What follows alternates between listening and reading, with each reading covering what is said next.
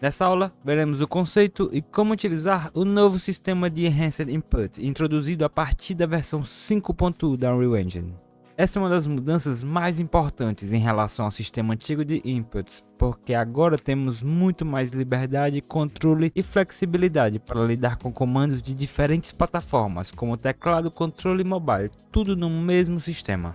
Então, bora entender como funciona e como aplicar isso no seu projeto. Primeiro, se tu abrir as configurações de qualquer projeto atual e for até a aba Input, vai ver que aparece um aviso no topo da tela dizendo que o antigo sistema de Axis e Action Mappings não é mais o padrão. Logo abaixo dá para ver que agora o Default Player Input Class já vem definido como Enhanced Player Input e o Input Component Class como Enhanced Input Component. Ou seja, agora tudo funciona com base no novo sistema. Todos os novos templates e projetos já vão vir com Enhanced Input configurado, então não precisamos criar tudo do zero. Por exemplo, vou adicionar o conteúdo do template de terceira pessoa a esse projeto. Só abrir o Content Draw, vir neste botão de adicionar conteúdo e Add Feature or Content Pack. Vou escolher o do template de terceira pessoa e adicionar. E então, definir o Game Mode do template como Game Mode ativo para esse mapa. Vou selecionar e aplicar aqui nas configurações do mundo. Assim, ele automaticamente define o blueprint do personagem e o blueprint do controle para inicializar junto com o mapa. Agora posso reproduzir e movimentar o personagem perfeitamente com os inputs configurados. E então vamos entender como é essa configuração. Para isso vamos até a pasta Input. Aqui dentro existem dois tipos principais de arquivos, os Input Actions, ícones azul claro, e os Input Context, ícone amarelo. De forma simples, os Input Actions definem o que cada comando representa, por exemplo, mover, pular, agachar, atirar. E o Input Context é como um conjunto de ações que podem ser ativadas ou desativadas conforme o contexto do jogo, como durante no menu, na gameplay, dirigindo um carro e por aí vai. Vamos abrir um exemplo para entender melhor. Se a gente abrir o AI Move, por exemplo, dá para ver que ali definimos o nome da ação e o tipo de valor que ele vai retornar. Como é uma movimentação, o tipo de valor é o vetor 2D, que representa os eixos X e Y. Outras ações podem usar o Boolean, que é verdadeiro ou falso, float ou vetor 3D, dependendo do tipo de input. Por exemplo, se abrir a ação de pular, podemos ver que o tipo de valor é Boolean, pois é uma ação que só é necessário acionar e soltar. Depois que criamos as Input Actions, é só associá-las ao Input Context. Abrindo o contexto, dá para ver todos os mapeamentos relacionados a ele, ou seja, quais teclas e botões do controle vão acionar cada ação. Por exemplo, o movimento pode estar mapeado nas setas do teclado, teclas WASD, e também no direcional do controle. Tudo pode ser configurado aqui dentro, inclusive adicionar modificadores e condições específicas para cada plataforma. Veremos uma aula específica para explorar todos os tipos de triggers e modificações que podemos fazer nos inputs, mas vamos entender como podemos utilizar esse novo sistema. Agora, para usar esses inputs dentro do personagem, é só abrir o blueprint, no meu caso o do template de terceira pessoa. Aqui temos os eventos do Enhanced Input acionando as respectivas funções. Mas antes de podermos criar esses eventos, precisamos adicionar o contexto de mapeamento usando o Enhanced Input Local Player Subsystem. Isso deve ser feito na inicialização do ator. Poderia ter sido criado aqui, mas o desenvolvedor deste template resolveu fazer isso no Player Controller, que é inicializado junto com o personagem. Então vou abrir o blueprint do controle e vamos entender essa lógica de inicialização. Primeiro tem esse check inicial, se é um player local ou um jogador remoto em multiplayer. Se for local, segue com código e acontece a adição dos Input Mapping. Aqui no Player Controller só é necessário buscar por Get Enhanced Input Local Player Subsystem e então buscar por Add Mapping Context e selecionar o mapeamento criado. Seguindo em frente, acontece outra verificação, basicamente checando a plataforma para saber se o jogador está utilizando Android ou iOS.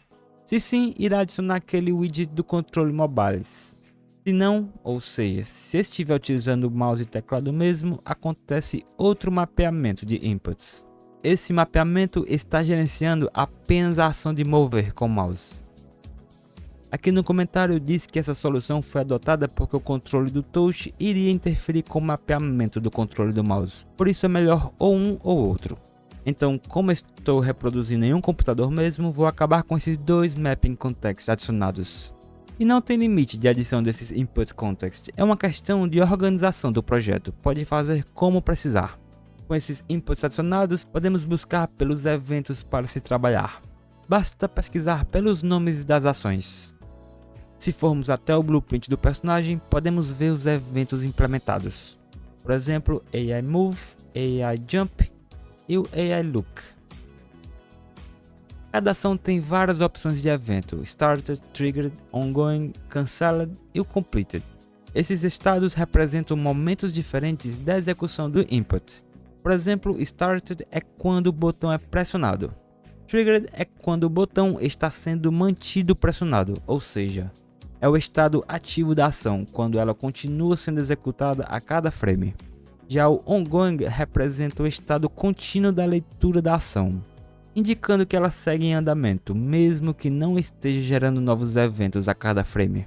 É ideal para situações em que é preciso monitorar a duração ou progresso de uma entrada, como manter o personagem se movendo, medir o tempo que uma tecla está sendo segurada ou atualizar efeitos que dependem da persistência do comando.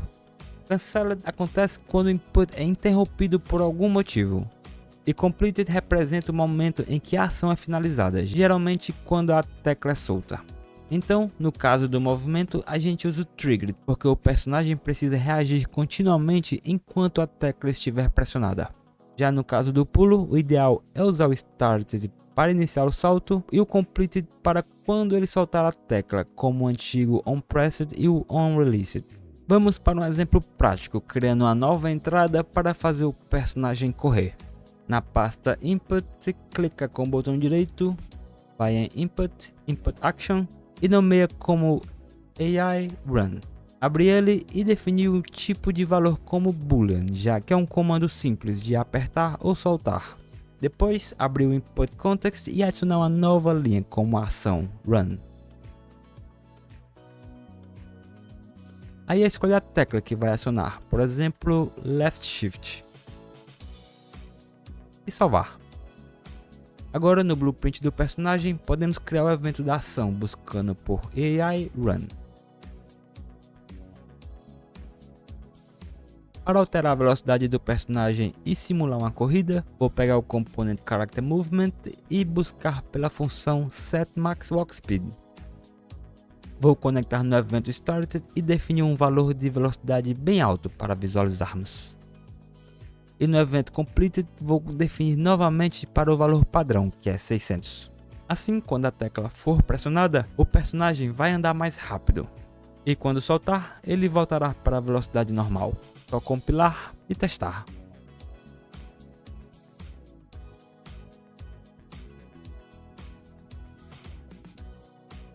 Funcionando perfeitamente, é assim que podemos criar facilmente eventos de entrada para utilizarmos nos projetos.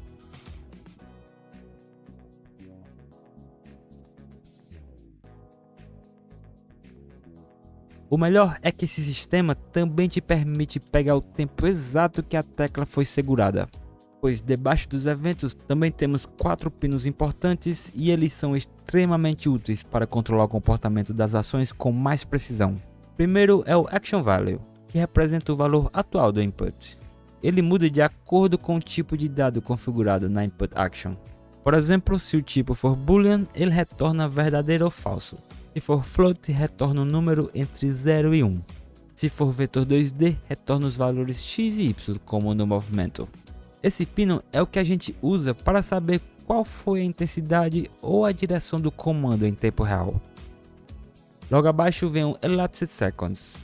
Esse valor indica quanto tempo o input está sendo mantido pressionado, ou seja, o tempo total desde que a ação começou. É ótimo para criar mecânicas de segurar o botão, como carregar um ataque, encher uma barra de energia ou até definir um tempo de duração de uma ação. O Triggered Seconds é bem parecido, mas a diferença é que ele conta o tempo desde a última vez que a ação foi efetivamente acionada. ou seja, desde o último disparo do evento Triggered. Ele é útil quando a ação pode ser acionada várias vezes seguidas e tu precisa saber o intervalo entre uma execução e a outra. E por fim, o Input Action, que basicamente retorna uma referência à própria ação que está sendo executada.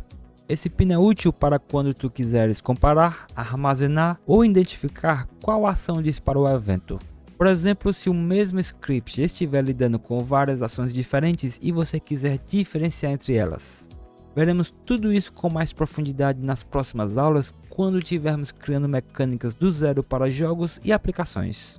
Na próxima aula também teremos um complemento para esse vídeo do Enhanced Input, onde iremos ver todas essas opções de triggers e modifiers.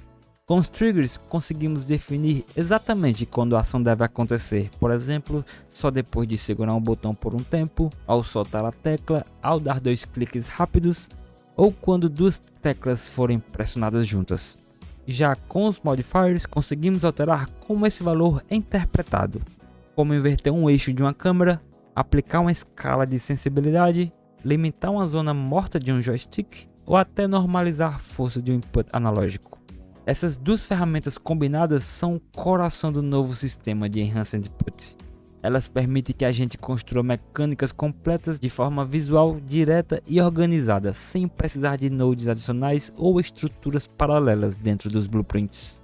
Então na próxima aula a gente vai mergulhar a fundo nisso, entender cada tipo de triggers e modifiers, ver exemplos práticos de uso e montar juntos alguns comportamentos personalizados, como segurar para carregar uma habilidade, alternar entre modos com um clique duplo e ajustar a sensibilidade da câmera em tempo real.